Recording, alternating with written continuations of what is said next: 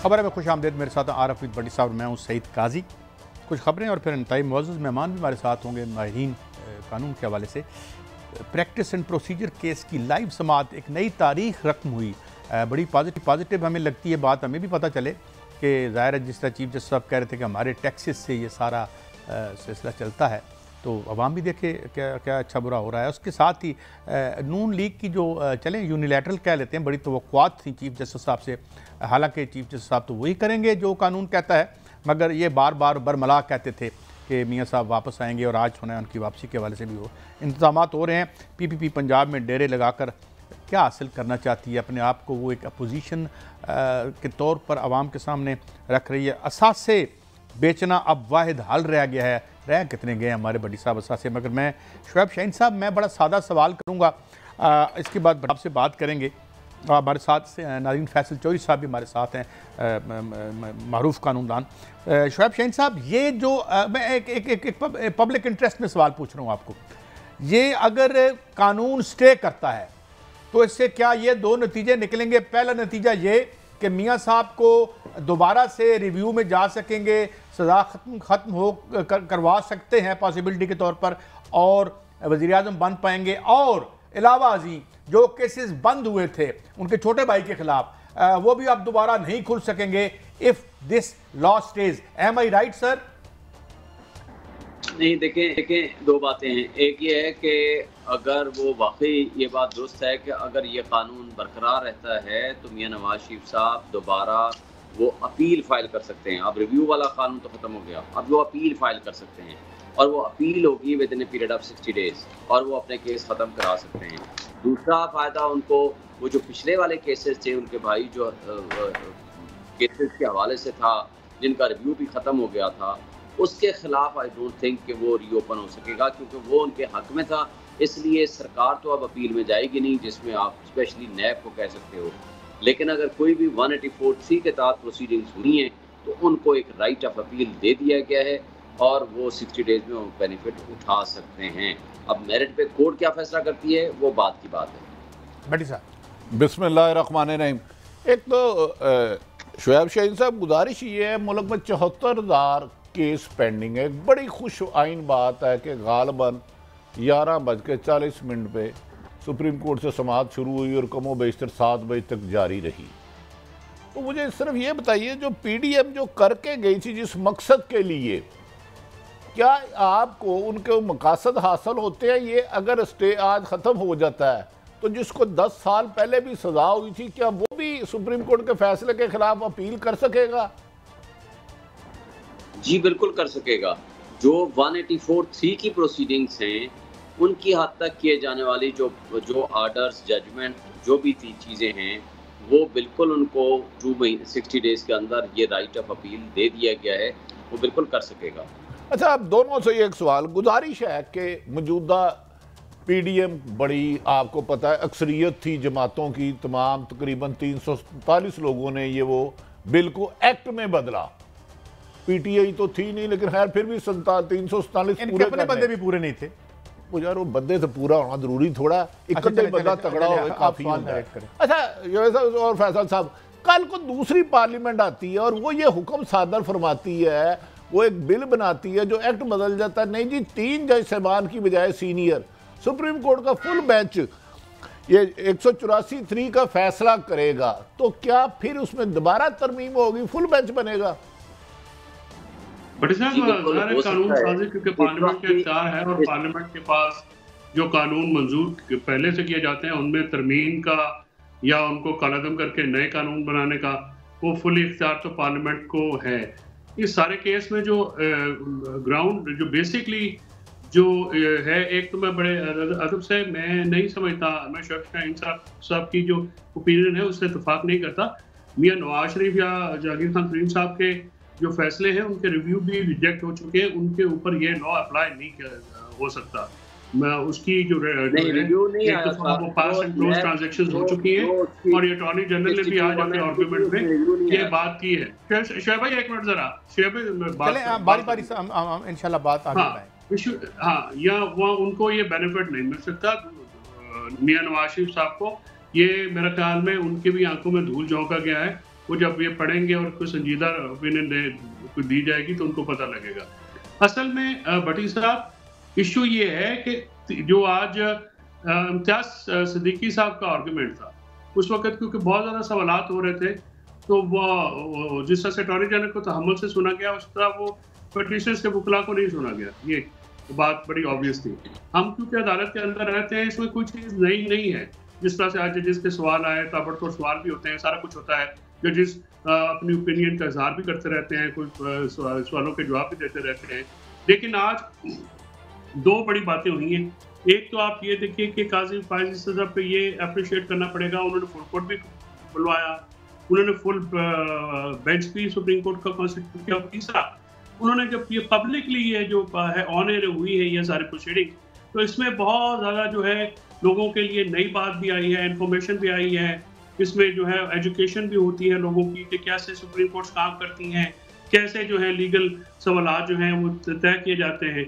बुनियादी नुकता इस सारे केस में जो मेरी नज़र में वो एक है कि क्या पार्लियामेंट जो है वो ट्राइकोटमी ऑफ पावर्स के वायलेशन में क्या सुप्रीम कोर्ट की जो फंक्शनिंग है डे टू डे अफेयर से उसमें मुदाखलत कर सकती है, क्योंकि तीनों के रूल्स बनाने की पावर जो हैं वो डिफरेंट हैं और वो एक दूसरे के साथ इंटरमिंगल नहीं करते हैं। तो सुप्रीम कोर्ट को एक आज़ाद अदारा बनाने के लिए, एक इफेक्टिव अदारा बनाने के लिए ज़रूरी है कि पार्लियामेंट जो है वो अपने हाथ उतना ना आए, सुप्रीम कोर्ट के गिरबान तक ना पहुंचे।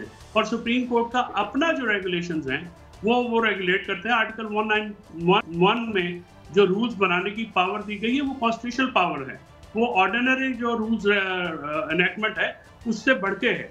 तो सुप्रीम कोर्ट जो है आर्टिकल 191 में अपने रूल्स मैनेज कर सकती है। और ये चीफ जस्टिस को जो बेंचेस बनाने का इख्तियार दिया गया था, ये 1980 के जो सुप्रीम कोर्ट रूल्स हैं उसमें दिया गया था, फुल कोर्ट मीटिंग में वो डिसाइड हुआ था। और फुल कोर्ट मीटिंग ही इसको जो है अगर अमेंड करे तो पार्लियामेंट की जो इंटरफेरेंस है ये सुप्रीम कोर्ट के डे टू डे अफेयर्स में बेंच बनाना में इसमें शामिल है और बाकी जो मामलात हैं वो भी शामिल हैं। उनकी हद तक जो है ये मामला जो है देखे सुप्रीम कोर्ट देख रही है। अच्छा, मैं शुएब साहब अपने सवाल को मजीद आसान करने की कोशिश करता हूँ। एक तो देखा कि वकला को बड़ा कम बोलने दिया गया और सवाल बहुत ज़्यादा हो रहे थे। यकीनन ऑनरेबल फुल बेंच हो, 15 जज साहबान हो सुप्रीम कोर्ट के, और एक आधी दफ़ा तो वकील साहब को ये भी कहना पड़ा, फिर मैं खामोश हो जाता हूँ। मेरी फिर गुजारिश है, कल को नई पार्लियामेंट आती है जो मियाँ साहब के लिए बज़ाहिर सारी ज़मीन बनाई जा रही है, उसका इस केस से तो कोई तल्लक नहीं, तो वो कहती है नहीं जी 3 सीनियर जज साहबान की बजाय पूरे के पूरे फुल बेंच के जज की मर्जी के साथ 184-3 का इंतखाब किया जाएगा। तो फिर क्या जज साहबान दोबारा ये केस लगाएंगे? क्योंकि आज तो उन्होंने बादिउल नज़र में कहा कि हाँ पार्लियामेंट कर सकती है तरमीम। मंसूर अली शाह साहब को मैं खसूसन सुन रहा था बड़ा गौर से। देखिए, पार्लियामेंट को अख्तियार है वो कानून बनाने का और कानून तब्दील करने का, इवन आइन में भी तब्दीली करने का, लेकिन जुडिशल रिव्यू की जो पावर है वो सुप्रीम कोर्ट और हाई कोर्ट की हमेशा रहती है। सुप्रीम कोर्ट ने देखना है कि क्या कोई फंडामेंटल राइट्स की वायलेशन है, किसी कॉन्स्टिट्यूशनल प्रोविजन की वायलेशन है, किसी सुप्रीम कोर्ट की पावर्स को ट्रांसग्रेस किया गया है या अनरीजनेबल है, या जो भी लॉ बनाया गया है वो डिस्क्रिमिनेटरी है। ये 3-4 प्रिंसिपल्स हैं जिसकी रोशनी में कोर्ट उसको अनकॉन्स्टिट्यूशनल या अल्ट्रा वायरीज डिक्लेयर कर सकती है। इसमें कोई शक नहीं है कि आइन में के मुताबिक जब भी कोई नई पार्लियामेंट आएगी वो चेंज कर सकती है। और इसके अंदर भी यही लिखा हुआ है कि जो फैसला करेगा बेंच 143 में, उससे जो अपीलेट फोरम होगा वो उससे बड़ा बेंच होगा। यानी 3 जज ने फैसला किया तो अपीलेट फोरम 4 या 5 हो सकता है। अगर 5 ने फैसला किया है तो वो अपीलेट फोरम 6 या 7 के जज साहबान जो है ना वो उसको सुनेंगे। इसमें कोई शक नहीं कि सब्सिक्वेंटली भी अगर आए, लेकिन फिर वो जुडिशल रिव्यू में ज़रूर आता है और जज साहबान फिर देख सकते हैं कि क्या ये कानून पर्सन स्पेसिफिक तो नहीं, किसी ख़ास शख्स को फ़ायदा पहुँचाने के लिए तो नहीं, क्या ये आइन की मुनाफी तो नहीं है, क्या ये किसी फंडामेंटल राइट की वायलेशन में तो नहीं है। तो ये सारे प्रिंसिपल्स देखने पड़ते हैं।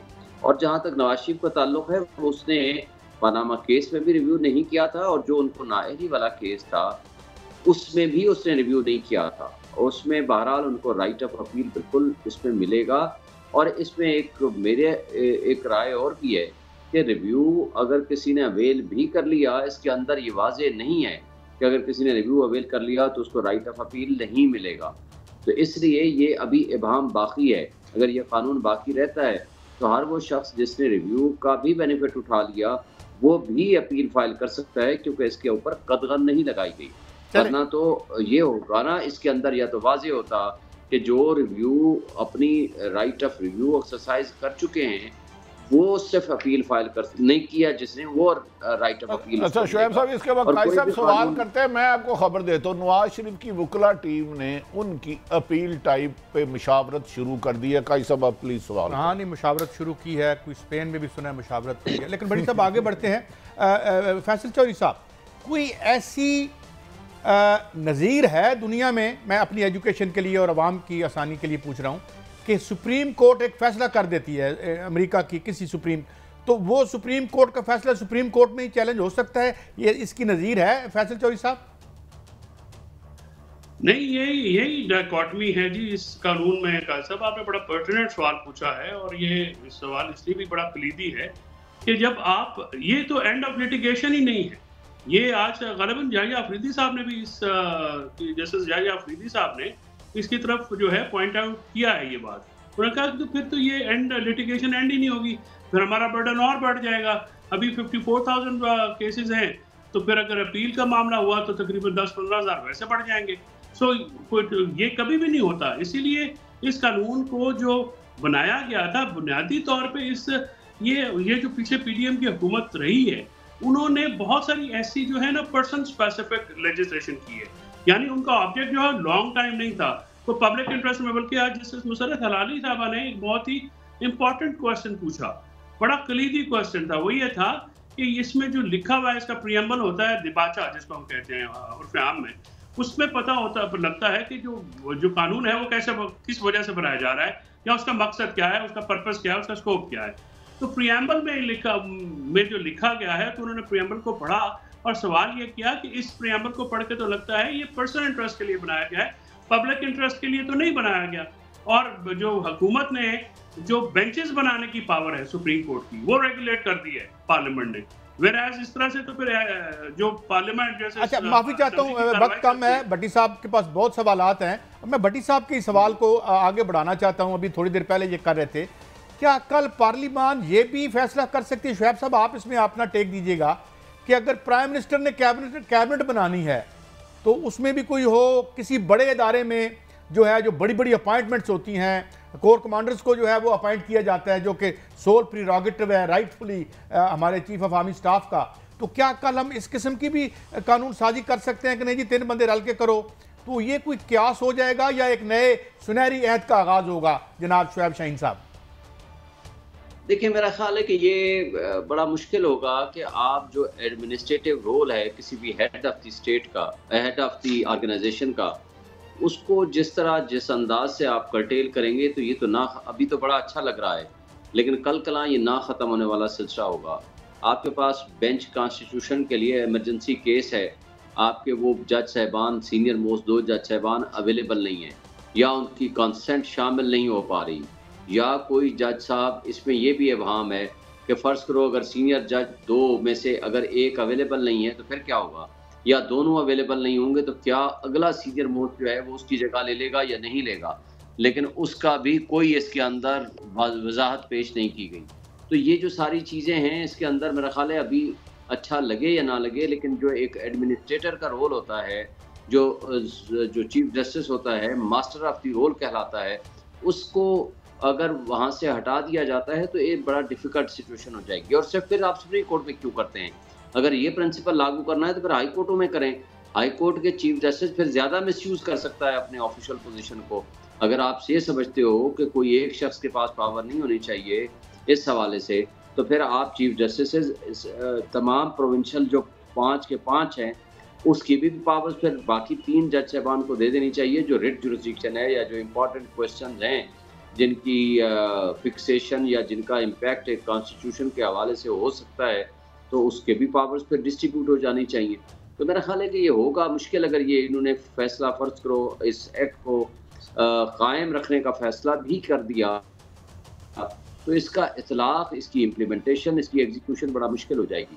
तो बहरहाल डिपेंड्स। और लेकिन उसके साथ देखें जो सबसे बड़ा एक बात सिर्फ जो सबसे मुश्किल इसके अंदर गलत चीज़ है वो ये है कि इसका इतलाक बैकडेटेड कर दिया गया है।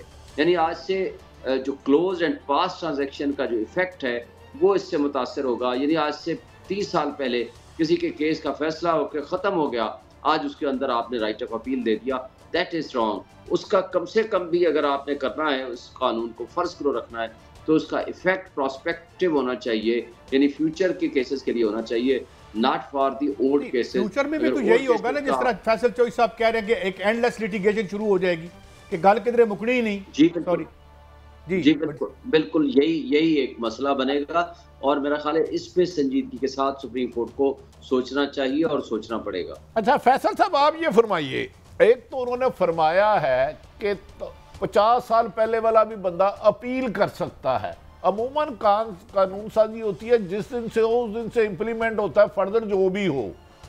क्या ये ऐसे लगता है बादी नज़र में कुछ खास लोगों को फेवर देने के लिए कानून साजी की गई जिसमें मोहतरम 2-3 बड़ी शख्सियात आती हैं, वरना ये तो कभी हमने कानून साजी नहीं देखी।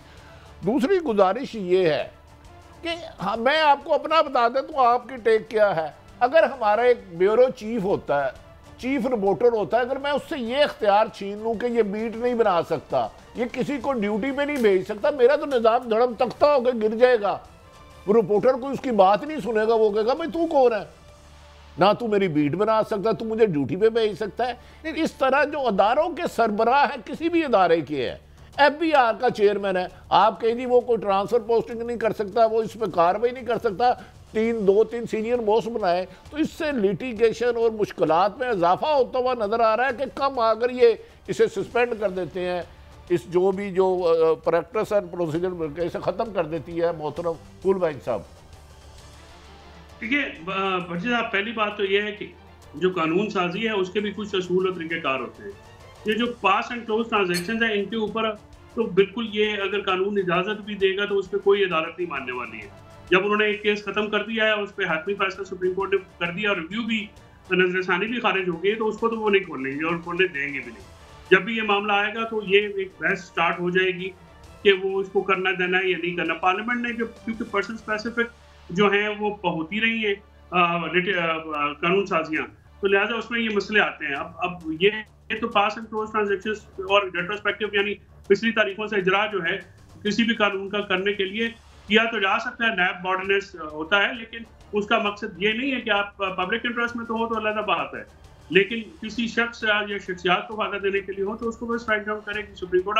मुझे उम्मीद है कि वो इस एस्पेक्ट को बिल्कुल देखेंगे। अब दूसरी बात यह है कि ये जो आपने ये मिसाल दी अपने चैनल की कि किस तरह से एक इदारा चलता है, डेफिनेटली एक इदारा जो है उसको चलाने के लिए जो है एक मैकेनिज्म होते हैं और ये मैकेनिज्म जो है ये सुप्रीम कोर्ट में भी हुआ, इवन कॉन्स्टिट्यूशन में ये जो अदालतों की सुपीरियर अदालतें जो क्रिएट की जाती हैं, आर्टिकल 176 में भी ये कहा गया और हाई कोर्ट के लिए भी कहा गया कि जो वो supreme court shall consist of chief justice and as many other जजेस लॉ प्रिस्क्राइब, यानी चीफ जस्टिस को एक स्पेशल दिया गया, एक स्टेटस दिया गया, उसको एक टर्म हम यूज करते हैं कि पैटर फैमिलिया, यानी उसको एक बाप का दर्जा दिया गया है। रिप्रेजेंटेटिव जो है वो अदलिया के रिप्रेजेंटेटिव चीफ जस्टिस पाकिस्तान होते हैं, पाकिस्तान के उसमें निज़ाम में हुकूमत में, तो इसको अगर आप तकसीम करेंगे, ये अलग बात है कि देखिए डेमोक्रेटाइज तो करना चाहिए किसी भी इंस्टीट्यूशन को, लेकिन वो इंस्टीट्यूशन को डेमोक्रेटाइज तब हो सकता है जब वो फुल कोर्ट वाले खुद करें।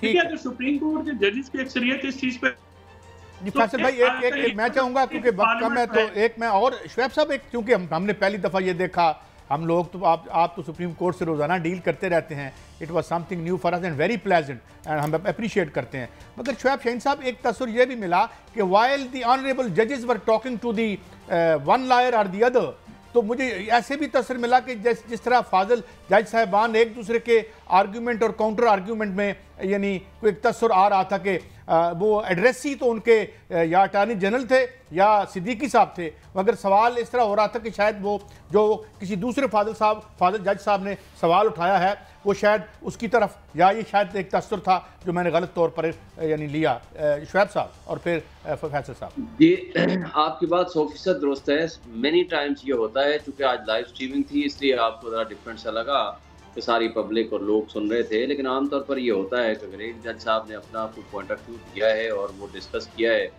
जो वकील साहब खड़े हैं, तो दूसरे जज साहब का मुख्तलिफ अगर व्यू है तो वो उसके पॉइंट ऑफ व्यू से वो बात तो उस वकील साहब से कर रहे होते हैं, लेकिन एक्चुअली वो जवाब दे रहे होते हैं उस जज साहब के मौक़िफ़ का। तो इसमें कोई वो नहीं है कि ये माजी में भी ऐसा रहा है, तमाम केसेस में इसी तरह ही होता रहा है। लेकिन इसका एक चीज़ लोगों को जो समझ आई है, ये जिस तरह ताबड़तोड़ सवालात होते हैं ना, ये मुनासिब तरीक़ाकार पूरी दुनिया में नहीं है।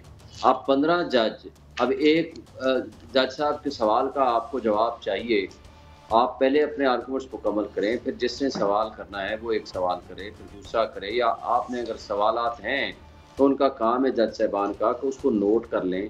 जब वो अपने आर्गूमेंट्स ख़त्म करे वकील, आप उनसे सवालात पूछ लें, जो जो जवाबात उनके पास हैं वो सारे जज साहबान इकट्ठे पूछ लें। हो सकता है 4 सवाल मुश्तरका एक तरह के हों। आप अगर वकील एक बात शुरू करे और 5 जज साहबान बैक वक्त उससे सवाल करेंगे, तो मुझे ये बताएं कि वो जवाब किसका देगा। अभी एक का जवाब नहीं दिया होता तो दूसरे जज साहब ने सवाल कर लेते हैं, दूसरे का जवाब नहीं दिया होता चौथे जज साहब सवाल कर लेते हैं। तो मेरा ख्याल है इस तरीके से आर्गूमेंट्स करना, उनको चलाना लार्जर बेंच में या फुल कोर्ट में, ये बहुत मुश्किल होता जा रहा है। मेरा ख्याल है कि ये फ्री माहौल देना चाहिए और उनको आर्गूमेंट्स करने की इजाज़त होनी चाहिए। शुएब साहब, ये जो आपने फरमाया, इससे हम जैसे तालिब इल्म हैं जो हाई कोर्ट की वीडियो का, आज ऐसे लगा कि वकील साहब एक सवाल नहीं करते, जो जवाब दे नहीं पाते, तो 4-5 सवाल मुख्तलिफ एंगल से आ जाते थे, तो एक अकेला आदमी शायद वो ना दे सके।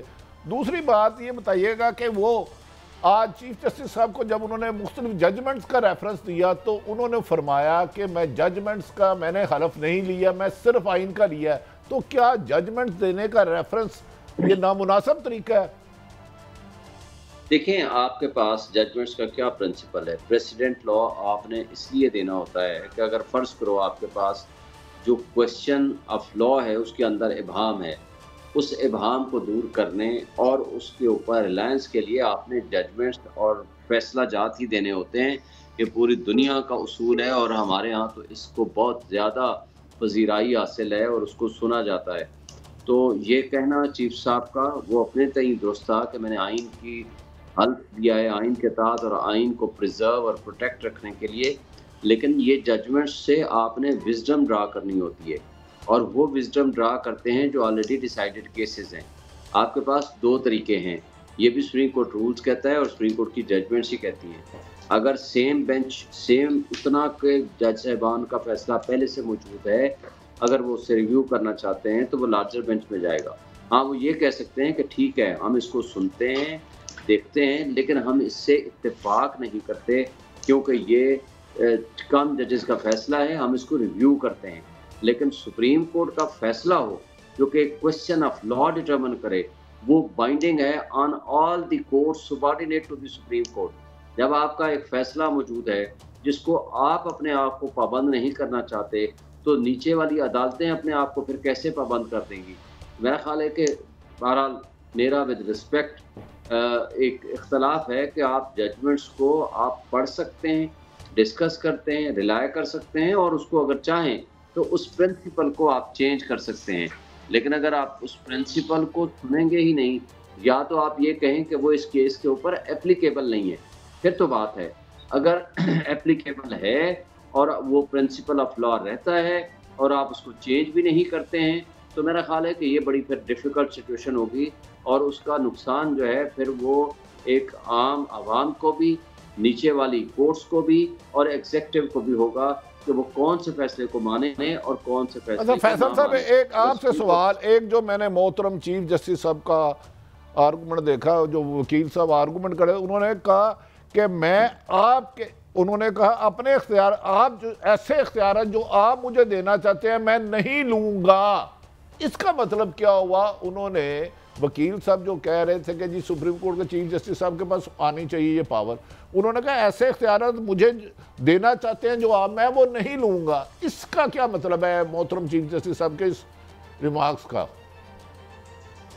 काजी साहब ने जो पीछे अगर आपको याद हो तो जब ये एक इलेक्शनों के मुतालिक केस लगा था तो उसमें भी जो ये फुल बेंच में जब बैठे, जब 9 रुकनी बेंच के हिस्सा बनाए गए थे, तो सरदार तारिक मसूद साहब ने और काजी साहब ने ये नोट लिख के कहा था कि प्रैक्टिस एंड प्रोसीजर का जब तक फैसला नहीं हो जाता तो वो इस बेंच का हिस्सा नहीं रहेगी। उनका पुराना मौक़िफ़ है कि वो जो है, उन्होंने ये कहा कि ये वो शायद वो समझते हैं कि ये जो चीफ जस्टिस साहब के जो इख्तियारात हैं, ये अगर 3 जज इस्तेमाल करें तो उसमें मज़ायका कोई नहीं है। हर शख्स की अपनी राय होती है, उस राय का एहतराम करना चाहिए। जजमेंट जब आएगी उसमें देखेंगे। तो चीफ साहब का बुनियादी तौर पे ये जो आज सुबह मुकालमा था वो ये था कि जो आप जिस तरह से ये बनाया गया है बेंचेस की फॉर्मेशन का, तो शुरू में ऐसा लग रहा था जैसे वो उस पर कायल थे, लेकिन gradually with the passage of time जब आपने लेटर द डे देखा तो मेरे ख्याल में ज़्यादा जो अदालतें हैं, जो ज़्यादा जजेस के रिमार्क्स हैं जिनसे ये वाज़ेह हो रहा था कि ये मामला किसी शायद दूसरी तरफ भी चला जाए। दूसरी बात यह है कि बिल्कुल ये बात सही है कि तहम्मुल से सुनना चाहिए, तहम्मुल से हेयरिंग देनी चाहिए, उससे फिर सवालात भी बेहतर होते हैं। और ये वैसे एक गुजारिश है, जैसा मौका नहीं देते खुल के बोलने का। अच्छा, खुल के बोलने का मौका नहीं देते तो बाद में ताबड़तोड़ अब जैसे एक मेहमान और 15 मेजबान हो तो फिर मामला तो गड़बड़ होता है। अच्छा, हाँ, वो वाकई जैसे एक आदमी कह रहा है मुझे अपनी बात सुनाओ तो 15 लोग बोलने लग पड़े तो शायद किसी को समझ ना आए। अच्छा शायद साहब, ये गुजारिश ये बताइएगा कि ये बज़ाहिर वो ऐसे लग रहा था एक लिए, और ये एक किसी एक शख्सियत के लिए नहीं था। मेरा ख्याल है प्रैक्टिस प्रोसीजर में ये चीफ जस्टिस ऑफ पाकिस्तान था, आज ये है, कल कोई और था, कल कोई और आएगा। क्या मेरा ये सवाल ठीक है? ये एक फर्द वाहद के लिए तो सवाल नहीं है ना, ये जो पार्लियामेंट ने चेंजिंग की है। नहीं सर, इसमें एक तीर से उन्होंने 2 शिकार किए थे। उस वक्त एक तो उन्होंने उमरता बंदयाल साहब की पावर्स को कटेल करने की नीयत से किया था कि ताकि जो भी बेंच बनेगा वो सीनियर मोस्ट 2 जज साहबान की कंसेंट शामिल होगी, तो वो उनको उनके बकौल उस वक्त की PDM की जमातों के बकौल उनको ज़्यादा बेहतर रिलीफ मिलने का इम्कान हो सकता है।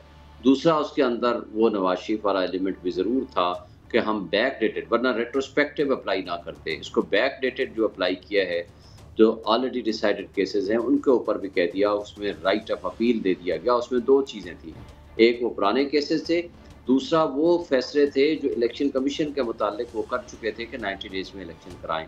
तो उन्होंने इन दोनों को कैटर करना था। फॉर दैट पर्पज़ ये बेसिकली आया था, और ये मकसद सिर्फ इनका नहीं था अंडर द गार्ड के आइंदा के केसों में भी इफेक्ट होगा या नहीं होगा, लेकिन बेसिकली उनकी नज़र में ये 2 इश्यूज थे। और तीसरी बात, अब जो है उसका इतलाक़, अब ज़ाहिर है कि जो नए चीफ जस्टिस साहब हैं वो वॉलंटरली ये कहना चाहते हैं कि ठीक है जी, 3 जज साहबान बैठ के, सिर्फ ये एक शिक नहीं है, दूसरी जो शिक है वो इससे ज़्यादा इम्पॉर्टेंट है कि वो जो क्लोज एंड पास ट्रांजेक्शन वाले केसेस हैं उसको भी बीच में शामिल कर दिया, तो वो अपीलें विद इन 60 डेज फाइल हो सकती हैं। ये दोनों चीज़ें साहब बहुत ही एनलाइटनिंग यानी गुफ्तगू आपकी, और जनाब फैसल साहब थैंक यू वेरी मच। मगर ना पिक्यूलियर माहौल है यहाँ पे, इसलिए ये बड़ा अच्छा हुआ जी हुआ। मगर हम बात जारी रखेंगे। 1-2 बातें हैं जो भट्टी साहब से मैं पूछना चाहूँगा ब्रेक के बाद, इसी हवाले से हमारे साथ रहिए, और फिर मज़ीद खबरें PPP के हवाले से भी, और अब जो आखिरी असासे रह गए हैं थोड़े थोड़े, उनको बेचने में कौन इंटरेस्टेड है और मैशियत का क्या मामला है, एक ब्रेक के बाद।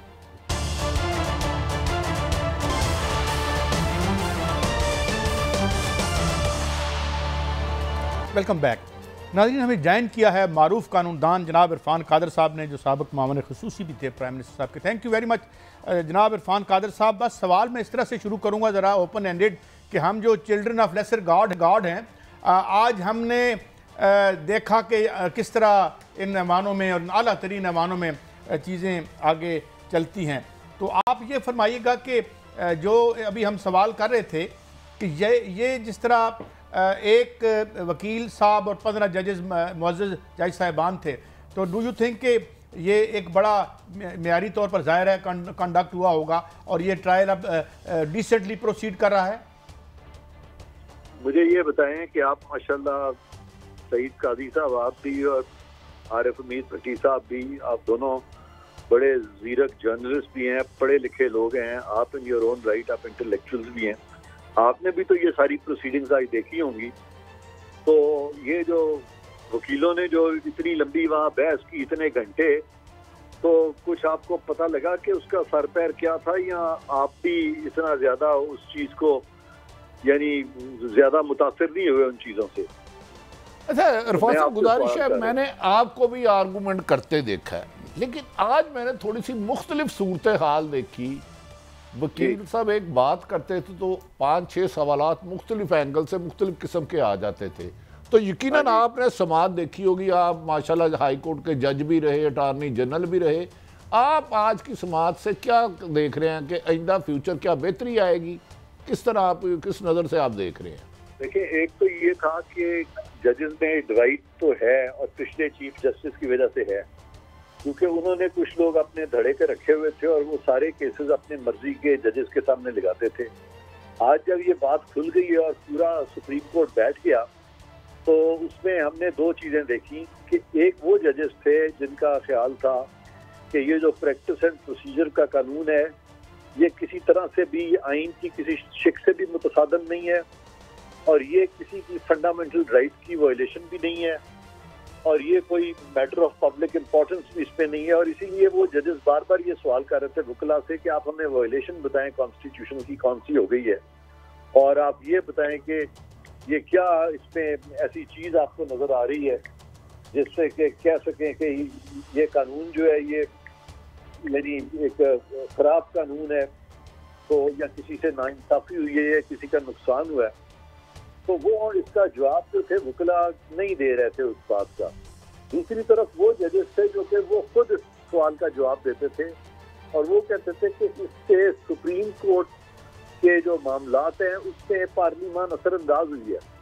तो वो भी वजाहत नहीं करते थे कि कैसे पार्लिमान असरअंदाज हुई है, क्योंकि हुआ ये था कि पहले एक चीफ जस्टिस थे जो अपनी मर्जी से बेंचेस बनाते थे। इस कानून के तहत उन्होंने कहा कि चीफ जस्टिस के साथ 2 सीनियर जज मिलकर फैसला करेंगे 184(3) के मामला का कि कैसे बेंचेस बनाने हैं।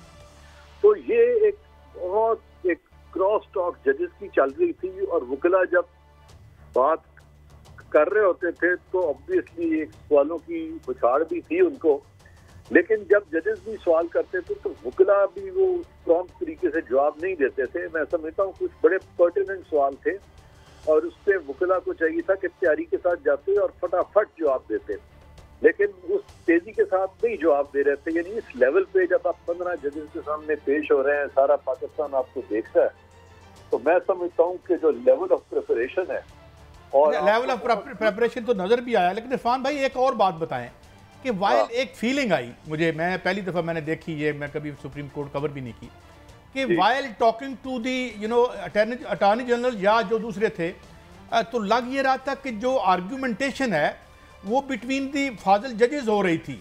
एड्रेसी अपेरेंटली वो वकील साहब थे जो सामने खड़े थे, मगर लग रहा था कि जैसे एक जज साहब दूसरे जज साहब की बात का जवाब दे रहे हैं। तो this the usual way of conducting the hearings?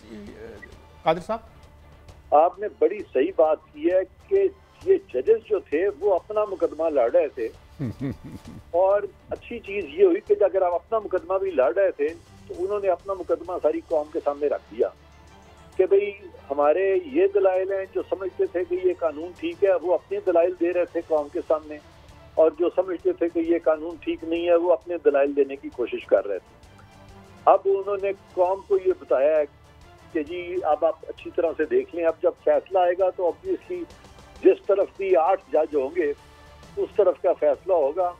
और मेरा अपना ख्याल ये है कि अगर आप मुझसे ये भी सवाल करें कि फैसला क्या आएगा तो उस पर भी मैं थोड़ी सी रोशनी डालूंगा। जी प्लीज गो अहेड। नहीं प्लीज, ये बड़ी अहम बात है सर जो आप फरमा रहे हैं। जी सर, मेरा ये ख्याल है जी कि इस वक्त की सूरत हाल ये है कि ये 15 जजेस थे, तो इसमें 8 जजेस जो कम से कम 8 जजेस जो हैं वो इस कानून को सही करार देंगे, और वो जो पिछले चीफ जस्टिस ने जो कानून को सस्पेंड कर दिया था वो सस्पेंशन ऑटोमेटिकली खत्म हो जाएगी जब इसको सही करार दे देंगे। और ज्यादा से ज्यादा 7 जजेस जो हैं वो कह सकते हैं, लेकिन उनमें से भी 1-2 जजेस जो हैं हो सकता है कि वो भी मेजॉरिटी का साथ दें, तो फिर ये प्रॉबेबली फैसला जो है वो 9-6 या 10-5 से भी आ सकता है। मेरी ये असेसमेंट है। अच्छा, एक और कानूनी नुक्ता इरफान साहब, क्योंकि अभी कुछ और वकला भी थे, एक उन्होंने एतराज़ ये किया कि बाय इसको सेट असाइड कर देते हैं अगर इसको, या इसको लॉ को या इस लॉ को मेंटेन करते हैं या जारी रहता है, तो जो पास्ट एंड क्लोज ट्रांजैक्शंस हैं कि ये फिर लिटिगेशन कभी ख़त्म ही नहीं होगी। फिर एक और सवाल जज साहब ने किया, गालबन मोहतरम मुनीब जस्टिस मुनीब ने किया कि फिर क्या जब अगली असम्बली आएगी तो क्या फिर इसको अमेंड करके वो ये भी कह सकती है कि अब 15 जजेस जो हैं वो सुओ मोटो का फैसला करें? तो इस पर आपका टेक क्या है? मैं समझता हूँ जस्टिस मुनीब के जो सवाल थे वो बड़े कमजोर थे और इतने रेलेवेंट भी नहीं थे और बहुत वो यानी एकेडमिक्स की तरफ खुद ही वो चल रहे थे और मैं समझता हूँ वहाँ पे अगर कोई उनको सही तरीके से कोई जवाब देता तो वो डेफिनेटली उनको समझा सकता था, जो कि जजेस ने दिए जवाब उनकी बातों के और अच्छे जवाब दिए और उन्होंने उनको समझा भी दिया। बहर कैफ आपने जो बात की है कि इस कानून को अगर ये मेंटेन कर दिया गया तो उस दौरान में जो सस्पेंशन का पीरियड था उसमें जो फैसले हुए थे वो जो कहा जा रहा था कि उससे बहुत केसेस जो है फिर से चल पड़ेंगे, फास्ट एंड क्लोज ट्रांजैक्शन की भी तो बात वहाँ पर हुई। तो उसके बारे में मैं अर्ज करता चलूँ कि वो केस ही 4-5 हैं, 3-4 केस हैं, तो उससे क्या बैकलॉग बढ़ेगा?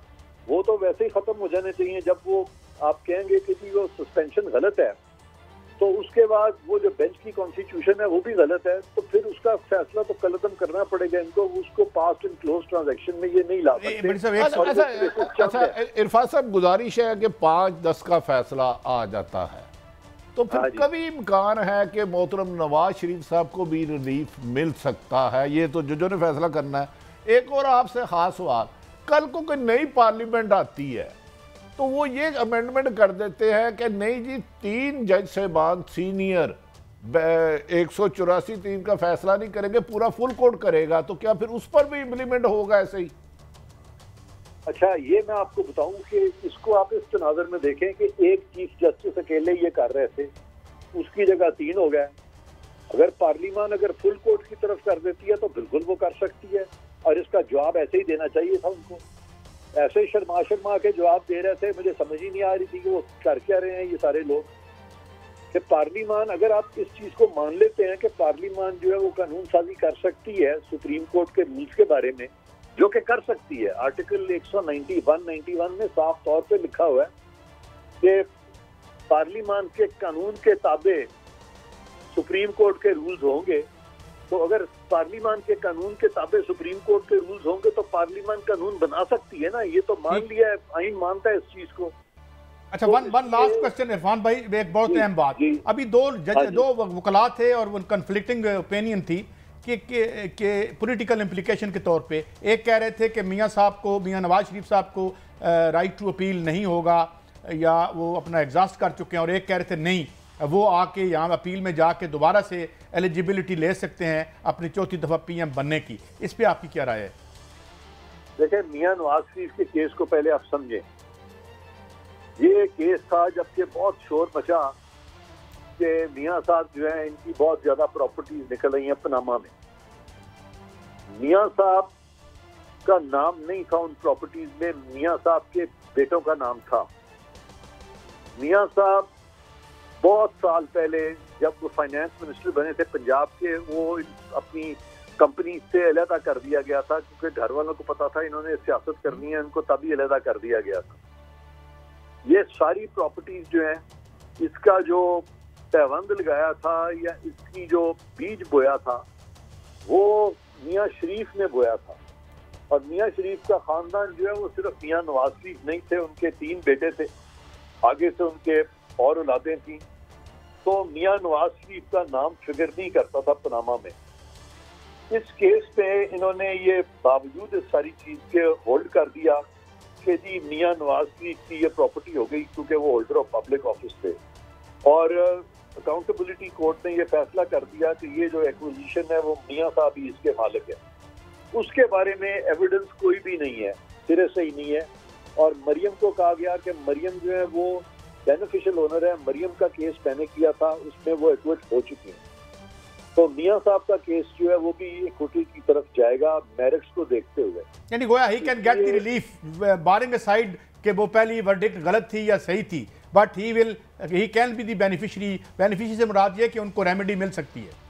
He cannot be the beneficiary remedy की बात कर, नो बेनिफिशियरी होता है ना, को बेनिफिट किसी को दें, ये तो उनका हक होगा कि उनको ये रिलीफ मिले, उनको हक होगा जी भट्टी साहब, उनका हक होगा कि उनको ये रिलीफ मिले, क्योंकि ये जो केसेस जिस तरीके से अच्छा इरफान साहब आप ठीक कह रहे हैं, ये हक होगा। बहुत सारी सजाएं जजों ने दी और बाद में वो कहते रहे नहीं हुआ।